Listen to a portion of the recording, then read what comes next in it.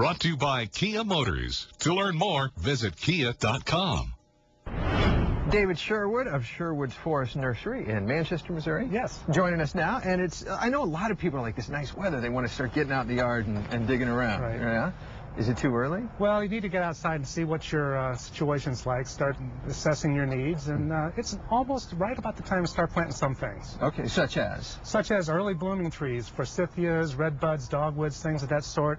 You can see this witch hazel. This actually is blooming in nature right now. That's beautiful. It has a yellow flower on it.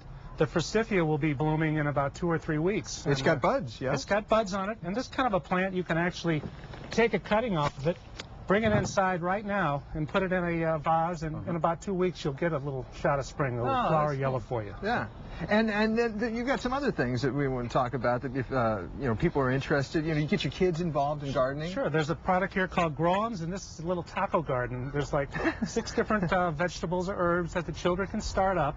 Inside, there's an interactive video. They can go online, register, and they can learn all about growing of plants, things like that, and interact back and forth with the program. And, I always remember that, my dad planted a garden every year. And so I just going and getting seeds, like these are some things that you can see this time of year. Sure. Putting your seeds down. You can put the seeds down very soon, or you can actually start these plants indoors in a little peat pot with a seed starter fertilizer.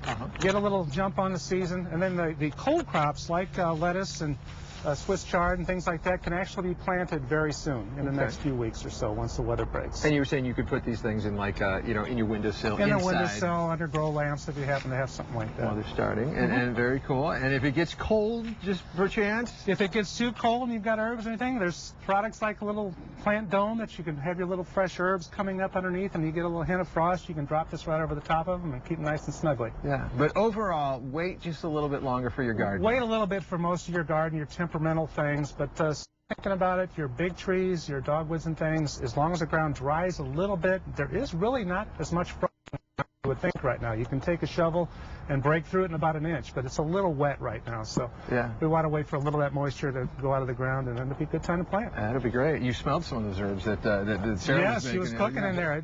It's just like the herb garden. That's just like the herb garden. Very nice. We've got a link on our website. If you go to kplr11.com, you can find out more about Sherwood Forest Nursery and Garden Center. Correct? All right, David, come back again sometime. Thank you very much. My pleasure. Thank you so much. Go to kplr11.com to find out more information. And I think we're going to go see John Fuller. Yes, we are. You know what, Patrick? Even though we can't start our